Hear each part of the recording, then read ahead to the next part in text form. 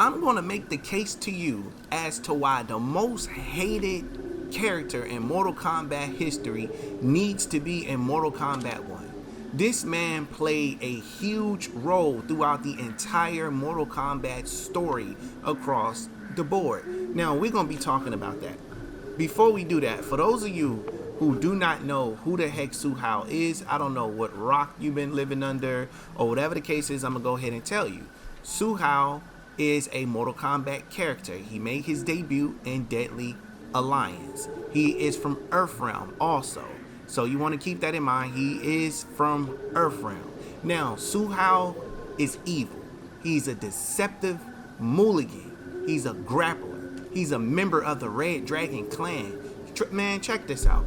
This man is so good at his job that he infiltrated the special forces with the sole purpose of destroying them after he had aided them in destroying the Black Dragon crime family. Now, the longtime rivals of the Red Dragon, they are former members of the Black Dragon.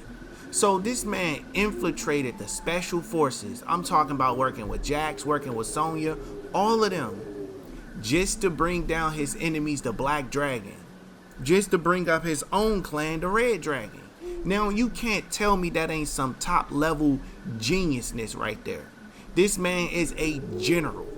So today, I'm not going to be taking a dump on Hsu Hao. I'm going to be showing you guys a different side of Hsu Hao that nobody wants you to see, because there's this trending thing in Mortal Kombat where if you're an MK fan, you have to hate Hsu Hao. Well, no, not this guy over here. Hsu Hao is my guy. And I got my fingers triple crossed that he appears in Mortal Kombat 1. And I think he will, and I will be explaining that a little bit later down the line. Now, instead of a heart, Hsu Hao has a pulsing cybernetic implant that enhances his strength. Come on now. Guess who his superior is? His superior is Movado. When Movado tells him to do something, he does not question Movado. He has good obedience. He gets the job done. That's why he is the man in charge. When it comes to the Red Dragon, he's the right-hand man of Movado. Now, just to give you a little background, like I said, for you new guys, when it comes to him being in combat, Hsu Hao's skills mostly rely on his cybernetic heart, which boosts his strength. Now, in addition to giving him supernatural powers, for example, he could create wind gusts from his hands and create fireballs from the ground. His heart also allows him to fire a short but powerful laser from his chest on some Iron Man shit. He also has the ability to boost his power to some degree of being able to jump at inhumane heights and having a large enough durability to chase Kenshi all night. He got into it with Kenshi, chased them, hawked them down on some King Von-ish. So let's just pause for a second and review everything that I just said. This man can jump. This man got superhuman strength. This man shooting beams out of his chest. He sound like Iron Man to me. That's what he sound like. This dude is incredible. Imagine what NRS can do with Hsu Hao today in this technology. Y'all saw what they did with Reptile. You saw what they did. Now, in spite of how good these skills sound, his greatest weapon is in fact his manipulative nature that he has. That allows him to succeed in his missions that mostly revolve around sabotage. This man has a arts degree in sabotage. He will sabotage anything. You know how good you gotta be to plan a sabotagation? That's not even a real word. I just made it up. But you know how good you gotta be? You gotta plan a sabotage. I'm gonna make something up real quick. Let's say you got a kid in your classroom, right? All right, I'm gonna use two examples. Let's say you got a kid in your classroom. We're gonna start with this one first for the younger audience. And you just don't like this kid, right? So let's say you bring a knife. I don't want you to do this, so don't redo anything I'm telling you at all. This is merely an example, that's all it is. So let's say you bring a knife to school. And you put it in your enemy's book bag, the guy who keeps bothering you or the girl that keeps bothering you. You slide it in a book bag without them knowing. And you go tell the teacher that you saw them put it in there, or whatever it was. And now the teacher, the police department, everybody just comes and takes that book bag and looks in it. They find it, they get in trouble. That right there is a setup. That is a definition of sabotage. I'll give you another one. Let's say you ask, I don't know why you would be in the car with this person, but let's say you have a friend who's a friend of your enemy, right? And you ask your friend to borrow that enemy's car, and they bring that car to your house, and you take and you stash a bunch of drugs in the bottom of the car, something like that. Take the car back to its rightful owner, which is the person you have an issue with. They drive the car, you follow them for a little bit, and you call the cops and say you saw this person putting drugs in their car. Now this person gets pulled over and gets arrested, and they go to jail for 10 to 15 years. That is a sabotage. That's what that is. This man specialized in it. This man joined the special forces using the enemy of my enemy is my friend tactic to take down the Black Dragon. And he did a good job. Because I'll tell you one thing, he managed to deceive the special forces for quite some time. He was able to destroy many special forces bases and most of the time evade the guards that was chasing him. This man, like, come on now. The special forces is they top class in the Mortal Kombat world. And this man is just bold enough to join them and destroy them from the inside out. That's some Shang Tsung-ish. That was some Shang Tsung-ish right there. Now, even though he only had one fatality, his fatality is where he fires a giant beam from his chest at his opponent. Then the opponent breaks in half. It breaks in half and boom, they die. They can do so much with that fatality today in Mortal Kombat 1. Now, I'll say this. Hsu Hao was one of the least popular new characters introduced in Mortal Kombat, especially in Deadly Alliance. The creators themselves, especially John Vogel in particular, he stated that Hsu Hao's death in Jack's Deadly Alliance ending was declared canon because he wanted to get rid of Hsu Hao and had no intentions of bringing him back at all. But we know Mortal Kombat Armageddon happened, so he had to bring Hsu Hao back. But guess what he did? He had Hsu Hao clapped in his own ending. But I'm going to tell you something that they can use for writing. Now, even though Hsu Hao would actually die in his ending, he became a demon void. A demon void that was trapped in a nether realm. That's super dope.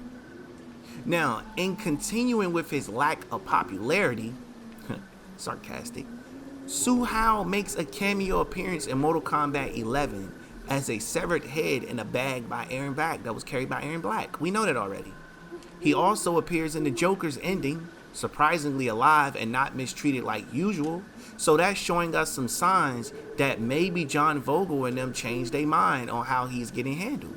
I'm talking about he's helping Joker, Havoc, and Melina in their insane attack on Sato.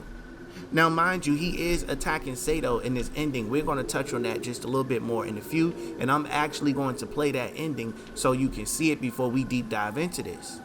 Now, he even had his own tower consumable. You were able to use his chest laser beam across the stage from off screen. That was in Mortal Kombat 11 for those of you that don't know. And just to give you just that little extra drip of sauce as to his nationality and everything, another good reason they need to include him in Mortal Kombat 1 is because of representation. Hsu Hao is a Chinese operative and national of Mongol descendant. Come on now. That's super dope. He's a Mongolian warrior. Why would you not want to use him? And this is the opportunity for them. I'm tripping over my goddamn words trying to get this story out. Y'all gotta excuse me. That's how eager I am to tell you guys this man is not as terrible as everybody making him out to be. Straight up. Now, the name Hsu Hao, for those of you that don't know, is Chinese inspired. Rather than Mulligan, but being from mainland China, where Pinyin dominates, the Su in his name would have been written XO. So if they put him in Mortal Kombat 1, they should write his name as XO, as Hsu Hao. It can be done that way. Simple as that. You know? So that's just something I wanted to bring to your attention. Now I'm about to get into the real part of the video. I just wanted to kind of give y'all that backstory. Oh, and really quick, during early production of Mortal Kombat Daily Alliance, Hsu Hao was known as Kobito Khan. And there was no relation to Shao Kahn, but they called him Kobito Khan. That was like his name before he actually ended up with Hsu Hao. You know, and he is one of the only few Earthrealmers natives who are evil in every single one of their appearance. I'm talking about this man got a whole Red Dragon group that includes, you know, he got like a basically a group of just evil Earth people, which would be Kano, Jarek, Kira, Cobra, and Mavado. Those are the evil Earthrealmers, I should say. Now, he is seen in the intro of Mortal Kombat Armageddon, but you know, he basically got beat up by Johnny Cage and they flipped over the thing and died. We never heard from him there. Also, another fun fact for you guys is the same surgeon who implanted Hsu Hao's artificial heart also implanted Kano's bionic eye. You mean to tell me they can't use that in story mode? They definitely can use that because, for one, they already got Melina getting the Tarkat disease and she's seeing, like, she went to go see a doctor or something, which is why she was laying on that experimental table. So why not have Hsu Hao be one of the people that's getting his implants? He can go where Kano went. So that's super duper dope that all of this story is there. Now, Hsu Hao and Draman gotta be brothers at this point because they are the most hated people. Simple as that. Nobody likes them at all. You know? So I just wanted to bring a lot of this to your attention. Now I gotta get into my personal opinion as to what I think is going to continue to happen from here. So what I think is going to continue to happen from here is that they really have the opportunity to include this man. Now, the person you see on your screen, you probably like, dog, that ain't no Hsu Hao. Well, I'm here to tell you this, man. Shout out to the artist that made this. I cannot think of his name offhand, but I believe I do have the link to where his work is. That should be included below. But this is what you can do with Hsu Hao. Slap a hat on that man, put a beam on his chest, or have him start as a regular human, have him destroy, and then have him come back with the beam on his chest. This story writes itself, NRS. It writes itself. Y'all think we don't want to see Hsu Hao? We want to see Hsu Hao. Hsu Hao's name is known throughout the fighting community. This man is extremely popular. It don't, what they say, all promotion is good promotion. You may not like Hsu Hao, but ask yourself this question. Why don't you like Hsu Hao? You don't like Hsu Hao because somebody else don't like Hsu Hao. That's why. Take a shot for every time I say Hsu Hao and let me know how drunk you get by the end of the video. But anyway, including this man in the game would be perfect. Now, if they put if they put Mavado in Mortal Kombat 1, we have a good chance of seeing freaking Hsu Hao in Mortal Kombat 1. Hopefully they put Hsu Hao in Mortal Kombat 1 as a NPC character that acts within the story mode. Now, I will tell you, I mentioned it earlier, but this man blew up. Like, he's really blowing up the special forces bases with bombs and C4s and all. That's very interesting to me. This man is like a Hitler warlord. He is a warlord. So there's so much that can be done with Hsu Hao across the board. So, I'm gonna just say this real quick. I do not like the fact that NRS has created this character and they do not like him at all. That makes no sense to me at all. You want all of your characters to either be loved or hated. You don't want to erase your characters from existence. That make no sense. For example, a lot of people would tell me, if they could, that I should take down all of my old leak videos. And they would say, well, you should take them down because it'll help you look better and people won't find it and blah, blah, blah, whatever. And while they would be right in a sense or a degree, I would say no. I would never delete none of my old videos off my channel. Why? Because it's my history. You get to watch me grow as you watch the videos. You watch me grow. You watch the character build. You get to see the changes over a period of time. So by the time I'm like 40 or 50, you can look all the way back to see what I've been doing in my YouTube career all these years. because this channel will continue to change, because I definitely got some Mortal Kombat vlogs that's going to be coming. I got a lot of stuff coming Mortal Kombat related that you're going to love. But anyway, what was I saying? Back to what we were talking about. So yeah, having Hsu Hao a part of Mortal Kombat 1 is definitely something I really, really want. I really, really want that. We need that straight up across the board, because that right there is what's going to make us, it's going to make everything better, because it'll give people an opportunity to kind of re-believe in these characters. Now, I will say this.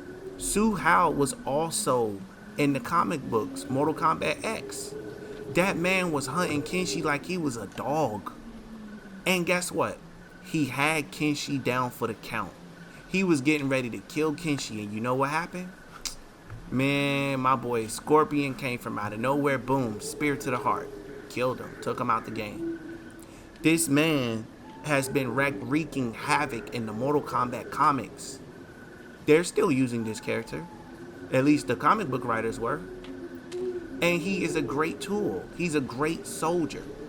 Now, him working for Movado is a head scratcher for me, because it's like Hsu Hao should be the big boss man leader. I want to see Hsu Hao on some warlord path. That's what I want to see. I would actually love to see Hsu Hao and Kano go to war. That's what I would love to see. I would love to see a war going on that ain't got nothing to do with, how can I put this? I want there to be a war going on that the special forces find out about, and they try to stop it from happening. But basically, the red dragon versus the black dragon going at each other. Now, I will say it has been confirmed based on intro dialogue that the black dragon do exist within Mortal Kombat 1, and I believe they got smoke with Kenshi, because Kenshi has smoke with the Yakuza. So we're going to have to wait and see how that itself is going to play out. So I'm super excited to see what's going to be going on with that, because I'm going to be honest with you, that got my attention straight up. It's like this story is shaping up to be something beyond incredible, So, and then we got to keep in mind, we just might be getting that Aftermath story mode DLC later down the line too. Now, the Aftermath story mode DLC could also possibly come with characters, and those characters probably didn't get leaked yet, because that story mode pack is not done yet. So let's say they were to include people, and we somehow get Hsu Hao as a DLC character. Oh my god, man, that would be so freaking dope. So I do honestly think that they're using, like I said it before, the cameo system as a bench warming device. So if they put Hsu Hao in the game, they can see who all's going to use Hsu Hao or buy Hsu Hao. If Hsu Hao do numbers, then that would tell them what they need to do next. So let's say Hsu Hao is one of the best selling cameos, and they're working on the story mode. Well, why not throw Hsu Hao up in there and give him a brand new redesign? Come on now. It makes sense. If it makes money, then it makes sense. So the whole cameo system being a little test bench warming thing, it is brilliant. It's fucking chef kiss. That's what it is across the board. So I know y'all probably wondering, man, why this video so long? Well, listen, I really wanted to give Hsu Hao his respect for the service that he has given us over the years by being one of the most villainous, evil persons that he can be. And it really bothers me that y'all never got to experience none of this through the video games, because in the comic books, he was a menace. In the Mortal Kombat endings, he was a menace. That's what he was. And speaking of endings, let me go ahead and slap just Jack's ending up here, and I want you to pay attention exactly to how Hsu Hao used to get down. And I'll be right back on my commentary. Check this out real quick. Jax had a score to settle with the traitor he knew as Hsu Hao. Now revealed to be a member of the Red Dragon, Hsu Hao had infiltrated the Special Forces Outer World Investigation Agency and destroyed it with a miniature nuclear weapon. Making good on his promise, Jax eventually caught up with Hsu Hao and ripped the implant from his chest in retribution. Hsu Hao died a most painful death.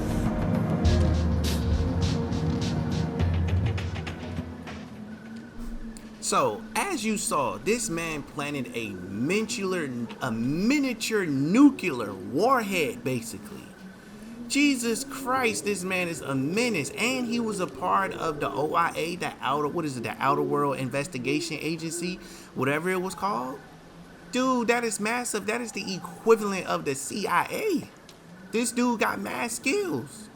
So I think I rest my case. I think I've proven my case to you guys as to why Hsu Hao would make a great supervillain in Mortal Kombat. He really would, especially if you make him Chinese and make him bald-headed like how you see on this picture. You can kill so many birds with one stone. You get representation. You get a new big bad. The universe has already been reset. So you can go ahead and put his power level all the way up at 89 is what you can do, or put it at, give him a 91 overall and start going crazy with it from there. So it's so much that can be done, you know? So that's just my take on it, but I want to pass this question off to you guys in the comment section below. Would you be interested to seeing a Hsu Hao playable character in Mortal Kombat 1? What are your thoughts on Hsu Hao? That's what I want to know. So remember, if you're watching this video for the first time, make sure you smash that subscribe button and turn on post notifications, as this is your brand new favorite and exclusive place for daily Mortal Kombat content. Also, if you want to continue the conversation, please be sure to join our Discord, as I am trying to get our Discord reactive and get it as popping as it used to be back in the day. So click the link in the description or the link that's pinned so you can join the Discord and not miss out on none of the awesome conversations that we can be having, because we will be going live in the future. With that being said, I'm gonna go ahead and get on up out of here. Thanks for watching. Like I said, like and subscribe. It can help the channel, help me become the very best Mortal Kombat YouTuber there ever was. That is my dream, that is my goal, and only you have the power to make that possible. So like and subscribe, I beg of you. Thank you very much. Thank you and good night. Go to frames. We outside in public, baby, please pull up your prints. If they say it's up, then we ain't even shaking hands. Pull up with a beef and now they wanna change the plans. Reason why they running, cause we shooting at they mans, yeah. Hey, and it's all part of the plan. Why she keep on calling, cause she know I'm high demand. So in love with me, I got her on command. She sucked me inside the coupe, I saying I'm your biggest fan. Yo, she pull up whenever I land. I made it to the top, bro, you can see I'm living grand. I'm in Cali with some bitches on the beach, me bringing sand. Keep that 30 on the seat and shoot like Curry with the left hand.